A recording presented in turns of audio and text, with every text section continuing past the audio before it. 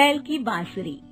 एक सुहाना सा दिन होता है और मगन, रामलाला, चंदन, राजन, तपन और गोलू के पापा गांव के बरगद के पेड़ के नीचे बैठकर अपनी शाम की गपशप कर रहे हैं। अरे रामलाला और चंदन, तुम्हारी फसल कैसी चल रही है इस साल? अरे बंधु क्या बताएं, बारिश ने तो परेशान कर रखा है। सही बात, बारिश की कमी ने दिमाग खराब कर दिया है। सरपंच गांव वालों के लिए एक खबर लेकर आता है। अच्छा मेरे गांव के भाइयों, सुनो जरा। हमारी सरकार ने किसानों के लिए शहर में एक सेमिनार का आयोजन किया है, जिसमें वो खेतों के बारे में और भी कुछ जानकारी देंगे। तो मुझे लगता है कि हमें वहाँ जाना चाहिए। सरपंच जी, मेरे खेतों में कीड़ों ने परेशान कर दिया है, उसके लिए कुछ जानकारी मिलेगी क्या?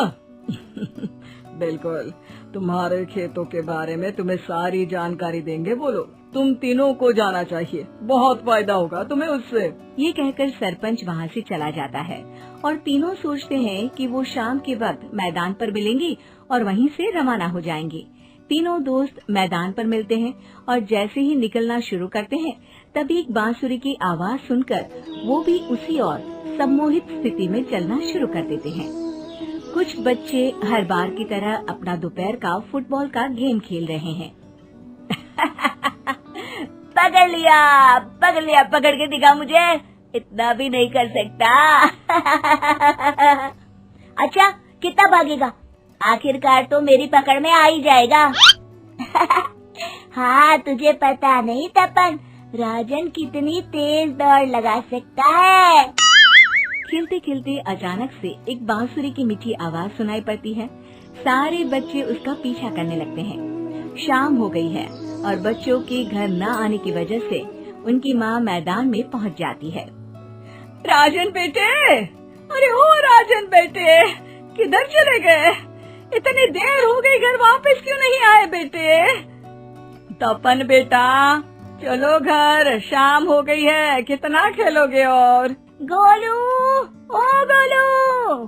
तीनों की माँ एक दूसरे को देखने लगती है और उन्हें एहसास होता है कि उन तीनों के बेटे घर आए ही नहीं।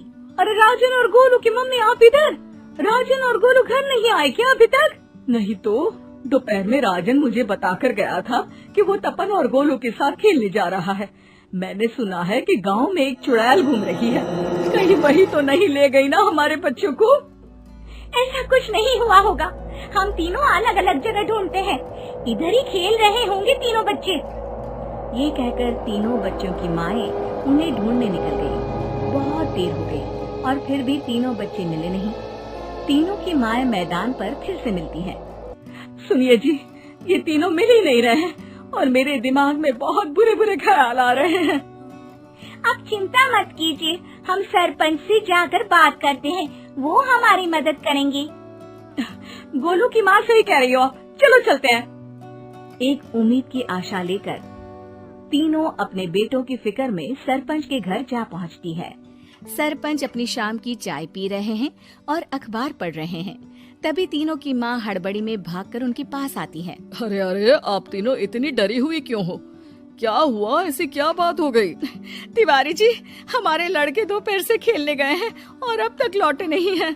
हमने उन्हें सब जगह ढूंढा, लेकिन हमें वो मिले ही नहीं, इसीलिए हम भागकर आपके पास आ गए। अच्छा, इनके पिता कहाँ है? ये कुछ काम के लिए शहर गए हैं, इसीलिए हम भागकर आपके पास आए हैं। हाँ, मैं उसके बारे में भूल ही गया था। एक काम कीजिए, मुझे उस जगह लेकर चलिए जिधर वो आखिरी बार खेल रहे थे। सरपंच घर से एक डंडा लेकर तीनों के साथ मैदान की ओर निकल पड़ते हैं। तीनों मैदान पर पहुंच जाते हैं और उन्हें ढूंढने के लिए कुछ सुराग खोजना शुरू करते हैं। आपको कोई ऐसी जगह पता है जहां ये तीनों साथ में मिलते हैं? नहीं जी, ऐसी तो कोई जगह नहीं पता। अचानक से वही बांसुरी की आवाज आना शुरू हो जाता है और सरपंच सम्मोहित होकर उस आवाज की तरफ जाना शुरू कर देते हैं। अरे तिवारी जी, आप ठीक तो हैं? कहाँ जा रहे हैं? अरे ओ तिवारी जी, वो हमें सुन नहीं पा रहे हैं क्या? सरपंच बांसुरी की धुन में झुककर उसी दिशा में आगे बढ़ रहे थे। ये आवाज कैसी? ऐसा लग रहा है कि कोई बांसुरी बजा रहा हो। हाँ, सरपंच जी भी उसी दिशा में जा रहे हैं। सरपंच का पीछा कर तीनों मैदान के टूटे हुए बंगले पर पहुंच गए और सरपंच के पीछे दरवाजे के अंदर घुस गए। तीनों बंगले के अंदर झांकते हैं तो देखते हैं कि बहुत अच्छे से संभाला गया है बंगला। उतने में एक हंसी की आवाज आती है। मेरी बांसुरी, तूने मुझे आज तक कभी तंग नहीं किया। हमेशा अपने जादू से लड़कों को खींच लाती है। ये बोलते ही राजन की माँ को तीनों बच्चे और उनके पिता वहाँ चुड़ैल के पास लेटे हुए दिखते हैं। अरे वो देखो गोलू के पापा।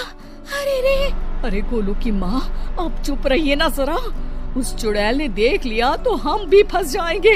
इन्हें बचाएगा कौन? लगता है ये शहर गए ही नहीं और इस चुड़ैल ने इन सबको भी यही बुला लिया है। अब हमें इन्हें छुड़ाना होगा। एक काम करते हैं।